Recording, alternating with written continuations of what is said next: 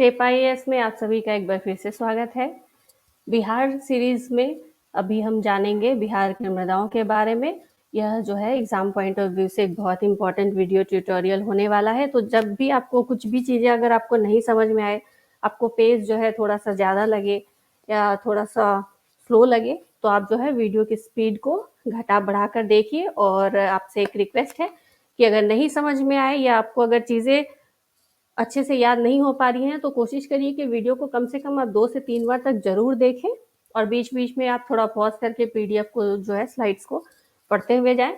तो इससे जो आपका रिटेंशन है फैक्ट्स का वो बहुत ही बढ़िया होगा और एग्ज़ाम में आपको जो है ये बहुत ही हेल्प होने वाला है। तो चलिए शुरू करते हैं।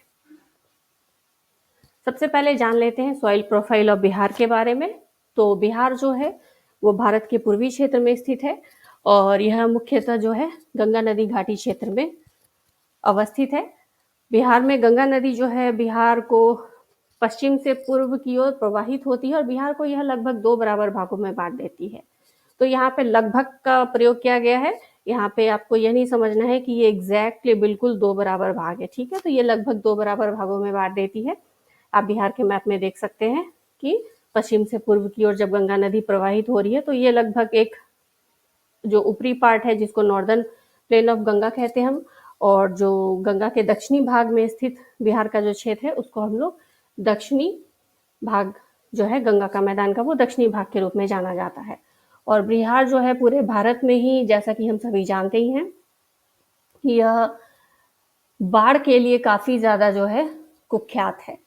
तो कोसी नदी को आज भी बिहार का जो है शोक के रूप में जाना जाता है, जबकि हमारे पड़ोसी राज्य पश्चिम बंगाल का शोक जो है कभी दामोदर नदी हुआ करती थी, लेकिन अब ऐसा वहाँ पे नहीं है। बट बिहार में स्थिति आज भी समान रूप से बनी हुई है। लोग आज भी प्रत्येक वर्ष जो है भारी मात्रा में लोगों को जो है धन जन बल इत्यादि की क्षति होती है और काफ़ी नुकसान उठाना पड़ता है।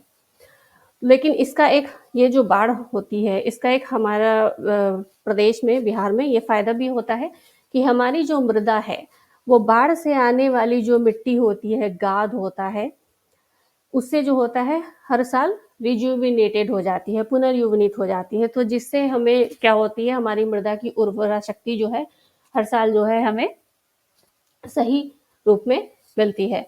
अब अगर हम बिहार का मृदाओं के मुख्य रूप से हम अगर देखें तो बिहार की मृदा में जो है नाइट्रोजन, फास्फोरस और ह्यूमस की कमी पाई जाती है, लेकिन यहाँ पे चूना और पोटास की प्रधानता मिलती है। अब एग्रीकल्चरल रिसर्च डिपार्टमेंट यानी कि बिहार के कृषि अनुसंधान विभाग ने जो है बिहार की मृदाओं को मुख्य रूप से 3 भागों में बांटा है। इनका हम और भी भाग देखेंगे, यहाँ पे आप मैप में देख सकते हैं स्पष्ट रूप से।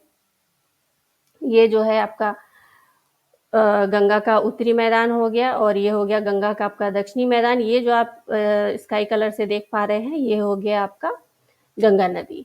और यहाँ पे जो आप नीचे में ये गोल्डन वाला क्षेत्र देख पा रहे हैं, थोड़ा गोल्डन ब्राउनिश क्षेत्र, ये है बिहार का दक्षिणी पठार का क्षेत्र। तो ये गंगा का जो उत्तरी मैदान है ये वाला क्षेत्र जो है, और ये गंगा का जो दक्षिणी मैदान है और दक्षिणी पठार का क्षेत्र है, इसमें भी अभी हम मृदाओं का जो है डिटेल में देखेंगे कि क्या है। लेकिन ये मुख्यतः यही 3 रीजन होते हैं जिसमें हमें अलग अलग प्रकार की मृदाओं का अध्ययन करना है। तो सबसे पहले हम गंगा के उत्तरी मैदान में बिहार में जो है कौन कौन सी मृदा पाई जाती है उसके बारे में अध्ययन कर लेते हैं। तो गंगा का जो उत्तरी मैदान है बिहार में, उसमें मुख्यतः गंडक, बूढ़ी गंडक, महानंदा, कोसी इत्यादि नदियों से जो है यह लाई गई गाद से यह मृदा का निर्माण होता है। और यहाँ पे मुख्यतः 4 प्रकार की मृदाएं पाई जाती हैं, जिसको पीडमांट स्वाम सॉइल यानी कि पर्वतपदीय मृदा, तराई मृदा, खादर या फिर नई जलोढ़ मृदा, बाल सुंदरी मृदा, जिसको कि हम पुरानी जलोढ़ भी कहते हैं।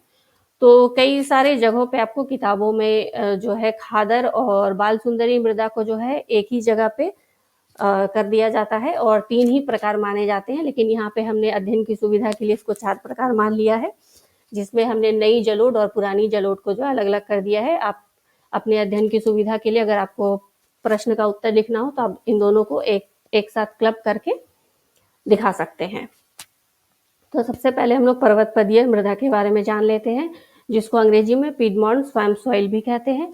यह पश्चिमी चंपारण के जो है नॉर्थ वेस्टर्न यानी कि उत्तर पश्चिमी क्षेत्र में पाया जाता है। यहाँ पे दलदल जो है काफ़ी मात्रा में पाए जाते हैं, इसलिए यह जो है धान की खेती के लिए बहुत ही अच्छा क्षेत्र माना जाता है।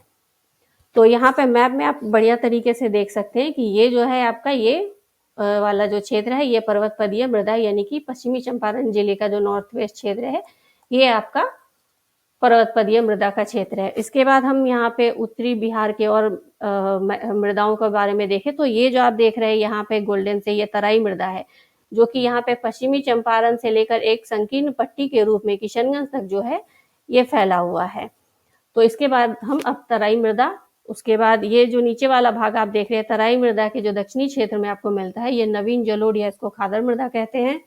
और यहाँ पे जो आपको दिख रहा है ये पुराना जलोढ़ या फिर बाल सुंदरी मृदा इसको कहते हैं। और ये जो आपको ये वाला जो क्षेत्र दिख रहा है ये है गंगा नदी के ऊपर का भाग है ये सारा, और ये गंगा नदी के नीचे का भाग है ये हो गया दक्षिणी बिहार की मृदा। ठीक है, तो इसके बारे में हम बाद में अध्ययन करेंगे, अभी हम लोग यहाँ पे अपना फोकस रखेंगे उत्तरी बिहार की मृदाओं के बारे में। तो अब हम लोग तराई सॉइल यानी कि तराई मृदा की बात कर लेते हैं, जो कि अभी हमने मैप में देखा था कि पश्चिमी चंपारण से लेकर यह किशनगंज तक एक संकीर्ण पट्टी के रूप में जो है फैली हुई है। यह पट्टी जो है लगभग 8 से 10 किलोमीटर चौड़ी है और किशनगंज में इस मृदा का सर्वाधिक विस्तार माना जाता है जो कि 50 किलोमीटर से भी अधिक है। और यहाँ की मृदा में जो है नमी जो है वो काफ़ी पाई जाती है, और आप सभी जानते ही होंगे कि किशनगंज है बिहार में जो सर्वाधिक वर्षा वाला जिला है, और ये भी एक वजह है कि यहाँ की मृदा में जो है काफ़ी ज़्यादा नमी पाई जाती है। और बहुत ज़्यादा वर्षा होने के कारण यहाँ की जो मृदा है उसकी जो प्रकृति है वो थोड़ी सी अम्लीय हो जाती है, और यहाँ का जो टेक्सचर है मृदा का वो थोड़ा हल्का होता है। और ये आप मैप में जैसा कि क्लियरली देख पा रहे हैं ये वाला जो हमारा क्षेत्र है ये, तो ये भारत और नेपाल बॉर्डर का क्षेत्र है। ये तो तराई मृदा जो है ये भारत नेपाल बॉर्डर के साथ जो है हमें देखने को मिलती है पट्टी के रूप में। ये भी कई बार प्रश्न पूछ लिया जाता है कि तराई मृदा जो है वो बिहार में कहाँ पे मिलती है, तो हो सकता है ऑप्शन में आपको पश्चिमी चंपारण या किशनगंज के स्थान पर जो है भारत नेपाल बॉर्डर दे दे, तो आपको आंसर जो है भारत नेपाल बॉर्डर देना है, ना कि पश्चिमी चंपारण। और इसके चक्कर में आप समझेंगे कि नन ऑफ दीज हो जाएगा, इनमें से कोई नहीं, लेकिन नहीं। तो आपको ये दोनों ही ध्यान रखना है कि इंडो नेपाल बॉर्डर यानी कि भारत नेपाल बॉर्डर की सीमा के साथ जो है यह पश्चिमी चंपारण से लेकर किशनगंज तक एक पट्टी के रूप में पाई जाती है तराई मृदा। तो तराई मृदा जो है ये जो है काफ़ी ज़्यादा उर्वरा मानी जाती है, और यहाँ पे जो है नाइट्रोजन और ह्यूमस का पर्याप्त मात्रा पाया जाता है, लेकिन यहाँ पे फास्फोरस की जो है वो कमी होती है। और इस क्षेत्र में तराई मृदा क्षेत्र में मुख्यतः धान हो गया, गन्ना हो गया, गेहूं, जूट इत्यादि की खेती की जाती है, और साथ ही यहाँ पे घने वन और लंबी लंबी घासें इत्यादि भी पाई जाती हैं। घने वन इस क्षेत्र में मुख्य रूप से जो है पश्चिमी चंपारण के क्षेत्र में हमें मिलते हैं, जिसके बारे में हम और विस्तार से अध्ययन करेंगे जब हम लोग फॉरेस्ट सर्वे रिपोर्ट को पढ़ेंगे बिहार का। ठीक है, आगे चलते हैं। अब हम लोग यहाँ पे बात करेंगे ये वाला जो आप क्षेत्र देख रहे हैं नवीन जलोढ़ या फिर खादर मृदा के बारे में। तो खादर या फिर नवीन जलोढ़ मृदा जो है यह कि जैसा कि मैप में आपको स्पष्ट हो रहा है कि यह तराई के दक्षिण में जो है अवस्थित है, और यह मुख्यतः जो उत्तरी बिहार है उसका बाढ़ का मैदान माना जाता है। तो चूंकि यह बाढ़ का क्षेत्र है तो जैसा मैंने पहले बताया आपको, ये बाढ़ का क्षेत्र होने की वजह से यहाँ पे मृदा जो है हर वर्ष जो है पुनर्योगनित हो जाती है। और यह मृदा जो है वो कहाँ से आती, कौन सी नदियाँ लेकर आती है यहाँ पे मुख्यतः, तो ये गंडक, बूढ़ी गंडक, बागमती, कमला, कोशी, महानंदा इत्यादि नदियाँ यहाँ पे जो है बाढ़ का पानी लेकर आती है, और बाढ़ के पानी के साथ साथ ही हमें गाद इत्यादि भी जो है तत्व वो आते हैं। ठीक है, तो इस मृदा का जो विस्तार हम लोग देख लेते हैं वो है पूर्वी चंपारण, शिवहर, सारण, मधुबनी, दरभंगा, मुजफ्फरपुर, समस्तीपुर, खगड़िया, सहरसा और मधेपुरा। और अगर इस मृदा का सर्वाधिक विस्तार हम देखें तो वो पूर्णिया और सहरसा दोनों ही पड़ोसी जिले हैं वहाँ पे पाया जाता है। और सबसे अच्छी बात यह है कि यह मृदा जो है, यह मृदा क्षेत्र खादर जो मृदा क्षेत्र है वो बिहार का सर्वाधिक उपजाऊ क्षेत्र माना जाता है। यहाँ पे मुख्यतः धान, जूट, गेहूँ, गन्ना, मेज, सब्जी, तंबाकू, तिलहन इत्यादि की खेती की जाती है। और यहाँ पे ये भी है कि प्रतिवर्ष ये क्षेत्र जो है, यहाँ की फसलें विशेषकर जो खरीफ फसल है, वो बाढ़ से प्रभावित होती है। अब हम लोग बाल सुंदरी मृदा या फिर जो पुरानी जलोढ़ है उसके बारे में चर्चा कर लेते हैं। इसका एक बार हम लोग जो है अवस्थिति जो है वो देख लेते हैं। तो यहाँ पे जो आप देख पा रहे हैं ये है हमारा बाल सुंदरी मृदा। नवीन जलोढ़ अगर मृदा की स्थिति से हम लोग कंपैरिजन करें तो नवीन जलोढ़ के जो है ये पश्चिम में, ये मैं आपको इसलिए बता रही हूँ कि आपको याद करने में जो है आसानी रहे। एक बार अगर मैप बैठ जाएगा आपके दिमाग में तो आपको ये हर एक जिला करके इस तरीके से आपको याद नहीं करना पड़ेगा।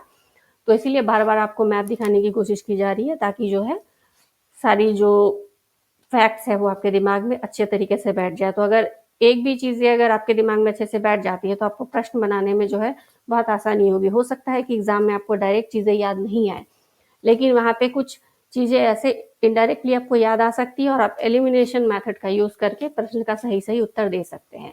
तो ये जो है अभी बाल सुंदरी मृदा पुराना जलोढ़, इसके बारे में हम लोग अभी जानने वाले हैं।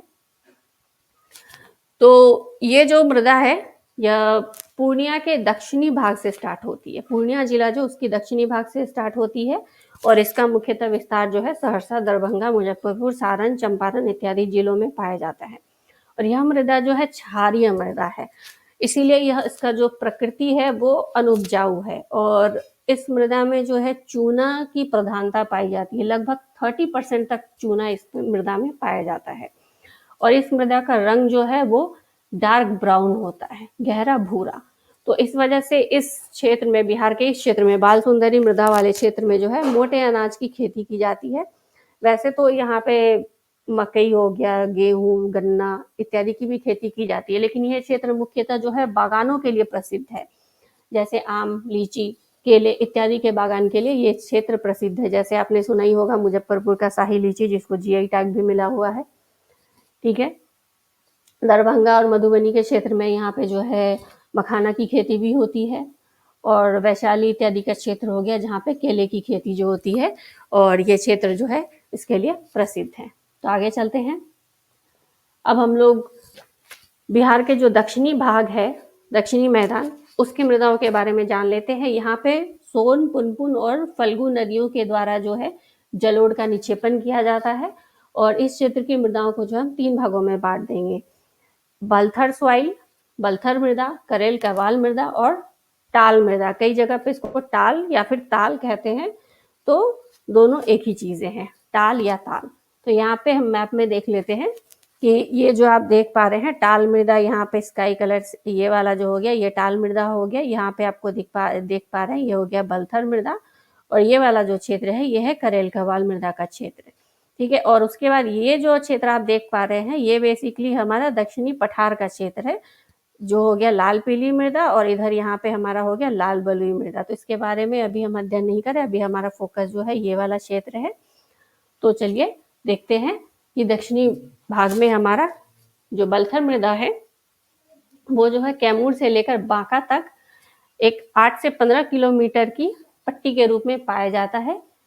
और कई बार कोई ज़रूरी नहीं है प्रश्न में आपको कैमूर से बांका दे, तो यहाँ पे आप ये भी जान लीजिए कि जैसे कैमूर पठार क्षेत्र हो गया, छोटा नागपुर पठार हो गया, या राजमहल पहाड़ी क्षेत्र हो गया, तो इन क्षेत्रों में हमें बालथर सॉइल मिलता है, बालथर मृदा मिलती है। तो ये मृदा भी जो है वो अम्लीय है अपने चरित्र में, और इस वजह से यह कम उपजाऊ होती है। और इस मृदा में बहुत ज़्यादा मात्रा में बालू, बजरी इत्यादि पाए जाते हैं, इसलिए इस मृदा की जो जल को धारण करने की क्षमता है वो काफ़ी कम होती है। इस मृदा का अगर रंग देखें तो वह येलोइश रेड होता है, यानी कि लाल पीला जैसा कुछ दिखता है। और इस मृदा में जो है लौह तत्व और चूने की प्रधानता होती है और नाइट्रोजन और ह्यूमस की कमी होती है। और यहाँ पे मुख्यतः जो है दलहन, मोटे अनाज इत्यादि जो है उगाए जाते हैं, जैसे हो गया अरहर, कुर्थी, मेज, ज्वार, बाजरा, चना इत्यादि। अब करेल कवाल मृदा के बारे में जान लेते हैं। ये जो है रोहतास से गया तक विस्तृत है, साथ ही औरंगाबाद, जहानाबाद, मुंगेर, भागलपुर इत्यादि में ये मृदा जो है करेल कवाल मृदा पाई जाती है। इस मृदा का रंग जो है वो गहरा भूरा से लेकर पीला, हल्का पीला तक होता है। और यह मृदा जो है बहुत ज़्यादा उपजाऊ है और इसका जो नेचर है वो क्षारीय यानी कि अल्कलाइन है और इस मृदा की जल को धारण करने की क्षमता जो है वो बहुत ही ज़्यादा होती है। इसीलिए यह धान के साथ-साथ रबी जो फसल होती है जैसे गेहूँ इत्यादि हो गया, इसके अलावा लिनसीड और चना इत्यादि के लिए भी यह जो मृदा है करेल कैवाल मृदा वो ये बहुत उत्तम मानी जाती है। अब हम लोग टाल सॉइल के बारे में बात कर लेते हैं। टाल सॉइल के बारे में तो टाल सॉइल जो है यह बेसिकली वर्षा ऋतु के बाद जो होता है, जो मोटे मोटे बालू इत्यादि के कण होते हैं, बालू बजरी इत्यादि के जो कण होते हैं उनके निक्षेप से इस मृदा का निर्माण होता है टाल सॉइल का। और इसका जो रंग है ये हल्का धूसर से लेकर के गहरा धूसर तक होता है और इसका टेक्सचर जो पैटर्न जिसको कहते हैं मृदा का, मृदा को छूने में ये आपको हल्का से मध्यम से लेकर ये भारी तक महसूस होता है इस मृदा को जब आप छुएंगे तो।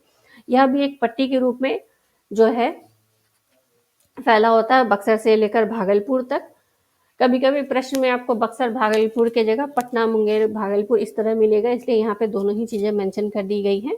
या कभी कभी आपको back water belt of Ganga भी मिल सकता है, तो इसलिए आपको ये चीजें ध्यान में रखनी है।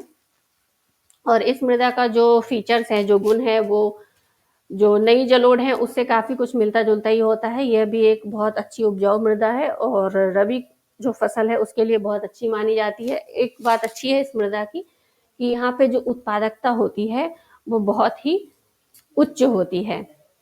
यह वर्षा के दिनों में ये टाल जो मृदा है का जो क्षेत्र है वो जो है बाढ़ से ग्रस्त होता है, इसीलिए यहाँ पे जो खरीफ फसल है उसकी खेती जो है नहीं के बराबर होती है। अब हम लोग जो बिहार के दक्षिणी पठार है उसकी मृदा के बारे में जान लेते हैं। यहाँ पे दो प्रकार की मृदा पाई जाती है, रेड सैंडी सॉइल और red and yellow soil. Red Sandy soil यानी कि जो लाल बलुई मृदा है यह रोहतास और कैमूर के पहाड़ी क्षेत्र में पाई जाती है। यहाँ पे बालू का जो है बहुत ज्यादा प्रतिशतता होने के कारण यह मृदा जो है काफी कम उपजाऊ होती है और यह मुख्यतः मोटे अनाज जैसे हो गया बाजरा ज्वार आदि के लिए ज्यादा उपयुक्त मानी जाती है। लाल पीली मृदा जो है यह बांका, नवादा, गया, औरंगाबाद, जमुई, मुंगेर, खड़गपुर के जो पहाड़ी क्षेत्र हैं वहां पर विस्तृत है और इस मृदा में लौह तत्व की प्रधानता पाई जाती है, जिस वजह से इस मृदा का रंग जो है वो लाल होता है। और इस मृदा का जो निर्माण है वो आग्नेय चट्टान और रूपांतरित चट्टानों के विखंडन और वियोजन से होता है और यही बात है कि यह मृदा जो है वो कम उपजाऊ होती है और मोटे अनाज और दाल इत्यादि के लिए जो है ये अधिक उपजाऊ मतलब सूटेबल मानी जाती है। तो यहाँ पे आप एक बार फिर से इस क्षेत्र को देख लीजिए, जो दक्षिणी हम लोग पठारी भाग की बात कर रहे हैं, ये वाला जो भाग है अभी हमने इसकी चर्चा की है, ये हो गया हमारा लाल पीली मृदा और ये वाला क्षेत्र हो गया हमारा कैमूर रोहतास का लाल बलुई मृदा। अब हम लोग कुछ अभी हमने बार बार हमने कुछ डेफिनेशंस की चर्चा की, कुछ टर्मिनोलॉजी हमारे सामने आई कि मृदा जो है अम्लीय है, मृदा जो क्षारीय है। तो किसी भी हम लोग तत्व की जो है वो अम्लीयता या क्षारीयता जो है पीएच स्केल पे नापते हैं। तो पीएच स्केल जो होता है वो एक लॉगरिदमिक स्केल होता है जिसमें हम लोग 0 से लेकर 14 तक वैल्यू रखते हैं। यहाँ पे ये आपको दिख रहा होगा 0 से लेकर 14, ये 14 हो गया हमारा, ये 7 हो गया बीच में बिल्कुल न्यूट्रल और ये हो गया हमारा 0। तो ये 7 के इधर जो भी मृदा होगी उसको अम्लीय मृदा कहेंगे और 7 के इधर 14 के पास जो भी जाता जाएगा उसको जो हम लोग क्षारीय मृदा कहेंगे। तो ये जो हमारा एसिडिक मृदा है यानी कि जो अम्लीय मृदा है ये मुख्यतः भारी वर्षा वाले क्षेत्रों में पाया जाता है। जैसे अगर भारत में हम लोग उदाहरण देखें तो जो नॉर्थ ईस्ट इंडिया का जो क्षेत्र है यानी कि उत्तर पूर्वी भारत जिसको हम लोग कहते हैं, जिसमें हमारे 7 सिस्टर्स और सिक्किम आते हैं, अरुणाचल प्रदेश असम इत्यादि जो क्षेत्र हो गया वो, और जो अल्कलाइन सॉइल यानी कि जो क्षारीय सॉइल है बेसिक सॉइल है वो मुख्यतः सूखे प्रदेश में पाया जाता है। जैसे हमारा गुजरात हो गया, राजस्थान हो गया या विदर्भ इत्यादि का जो क्षेत्र हो गया वहां पे हमारा जो है वो बेसिक सॉइल पाया जाता है। ठीक है, कुछ और हम लोग एग्जाम पॉइंट से इम्पोर्टेंट फैक्ट्स देख लेते हैं। तो अगर हम लोग बिहार में देखें तो नालंदा जिले में अभ्रक मृदा की प्रधानता है। चूना एवं क्षार की कमी वाली जो मृदा है उसको खादड़ या नवीन जलोढ़ मृदा जो है वो चूना एवं क्षार की कमी वाली मृदा है। और मार्च अप्रैल में जो वर्षा होती है उसको हम लोग आम्र वर्षा कहते हैं। गंगा के दक्षिणी भाग में जो जैसे हमने ये जैसे एक हम लोग बिहार का मैप बना लेते हैं यहाँ पे, ठीक है, एक रैंडम सा मैप है, ये हो गया गंगा, होगी हमारी गंगा नदी, इसके दक्षिणी भाग में, यानी कि इसकी बात हो रही है इस क्षेत्र की। तो यहाँ पे जो पुरानी जलोढ़ मृदा है इसका क्या नाम है? तो यहाँ पे जो पुरानी गंगा के जो दक्षिणी भाग में पुरानी जलोढ़ मृदा होती है उसको हम लोग करेल केवाल मृदा कहते हैं। और बिहार में जो नवीन जलोढ़ मृदा है उसका सर्वाधिक विस्तार जो पूर्णिया और सहरसा में मिलता है। तो ये इस वाले क्षेत्र में यहाँ पे जो है नवीन जलोढ़ का विस्तार जो है सर्वाधिक आपको मिलता है। यहाँ पे ये हमारा पूर्णिया जिला हो गया, यहाँ पे ये सहरसा जिला हो गया। तो इसके साथ ही जो है हमारा ये वीडियो ट्यूटोरियल समाप्त होता है। Thank you. ऐसे ही और महत्वपूर्ण जानकारी के लिए जो है हमारे साथ बने रहिए, सेपाईस के साथ बने रहिए। ऐसे ही आपको रोचक और इंटरेस्टिंग फैक्ट्स और वीडियोस जो है आपको लगातार इंटरवल पे दिए जा रहे हैं। Thank you so much.